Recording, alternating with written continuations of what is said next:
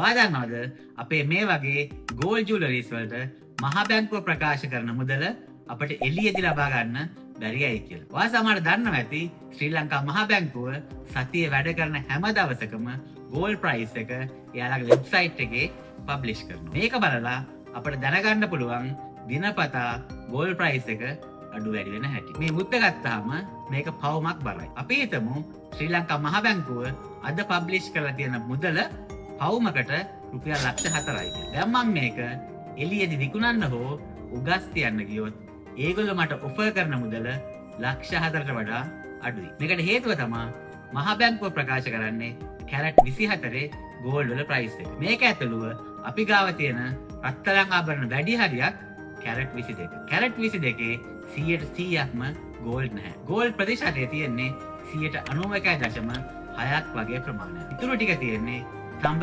රිදී හෝ වෙනත් ලෝහ. දැන් අපෙන් රත්තරන් බඩු මිලදී ගන්න හෝ උගස් ගන්න කෙනා අපට මුදල් ඔෆර් කරන්නේ මේකේ තියෙන රත්තරන් වල වැලියු එකට විතරයි. ඒක තමයි මහා බැංකුව ප්‍රකාශ කරන මුදල අපේ රත්තරන් බඩු වලට එළියේදී අපට ගන්න බැරි.